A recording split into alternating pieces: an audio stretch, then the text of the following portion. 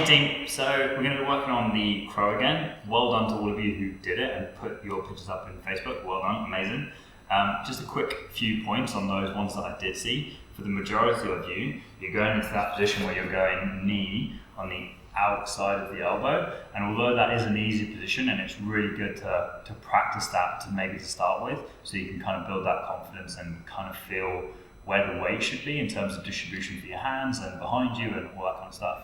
But if you can, when you keep practicing it, try and slowly, like we keep talking about, bring that joint on joint. Because it's a really stable position, it's one that I can build on as well for doing other fancier things down the line. So if you haven't mastered getting that joint on joint yet, for this next week, I would focus on getting that, because it's going to be really hard to do the next few drills without that joint on joint. So the next few ones that we're going to work on is going to be developing that midline strength whilst you're in that crow position. Okay, so all I'm going to do, I'm going to get back into my crow position, and then all I'm going to try and do from here is I'm going to get my left knee and I'm going to try and drag it across to my right knee. I'm going to try and hold that position for like a millisecond, and I'm just going to kind of basically come straight back in. So get into my crow position, same again, nice and tight, joint on joint, lean forward until I come off the floor, get that knee over, and then I can just relax into that position. So once you've got the knee going over, then you can relax there. Once you kind of got that awareness a little bit more, what you should hopefully be able to do is take that knee from that drag over and bring it back across onto the same elbow.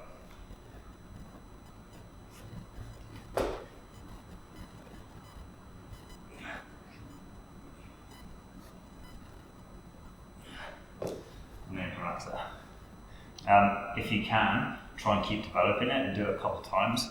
I'll try and show you from both sides. What we can eventually do is bring the left one over, and then bring the right one over, and then relax. And if that starts to feel easy, you can try and do like 2 reps, so left and right, and left and right, and then try and build on it that way. The next thing to do, if you can, which I can't do yet, but it's just bringing that leg over and just trying to hold that position. But we'll probably show that in later videos. The crow can be a little bit complicated, but there are different things that you can do, and that's why I keep talking about joint on joint, because if you can start building that awareness, then you can start playing with it in different ways, and it is quite a fun movement to play around with. So one of the ones that a lot of people do is they go forearm down on one side and hand down on the other.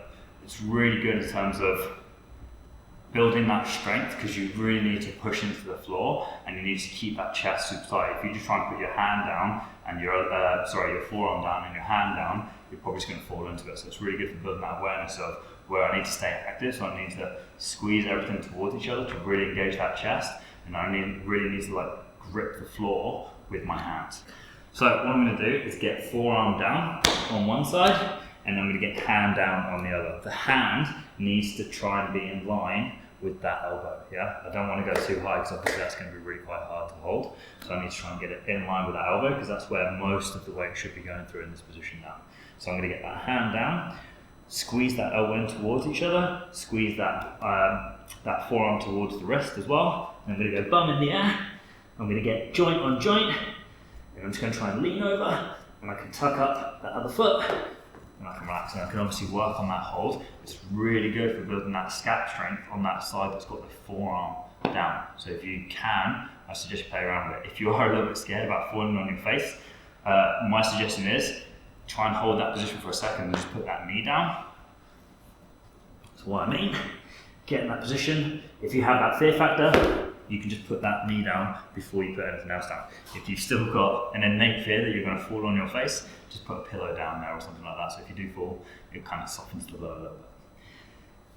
The next one that you can play around with, and I apologise in advance for this one because I could only do it on one side, it's going to be a side crow. So the way I've kind of set it up is I need to get onto my tiptoes, let my knees come out in front of me, and I want to try and be as tall as possible through my torso, yeah? So all I'm going to do from here now is I'm going to go opposite elbow to opposite knee. So my right elbow is going to go towards my left knee, and I'm going to try and get nice and tight. The aim for this one is try and twist through the body as much as I can. You might be limited in terms of mobility for this one, but it's something you can play around with and you can see. Again, like I said, joint on joint is going to be a big key thing, because if you don't get it on, it's going to be really hard, or probably near on impossible to hold that position. So, right elbow on my left knee, hand's going to go down. I want to try and keep it wound in as tight as I possibly can. Hands are going to go down, and I'm going to try and shift over.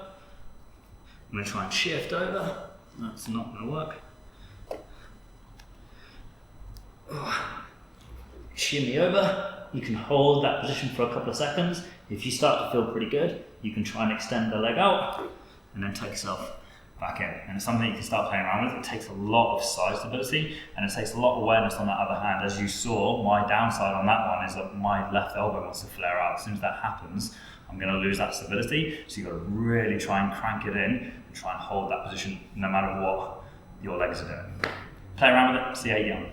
In terms of homework for this one, guys, what I'd say is like every second day or so, I would say go for like 2 to 3 max holds in that crow position, and you can start playing around with it. If you want to start playing around with the leg drill, I would say start by trying to do like 2 sets of maybe like 5 aside, and then see where you're at. If it starts getting to that point where it's really easy, you can go, like I said, 5 reps and try and go for like 2 unbroken maybe, so you can go left, right, or obviously if you can get all the way through for those 5 by 5, amazing, we'll make it harder for you next week for sure. Let's go.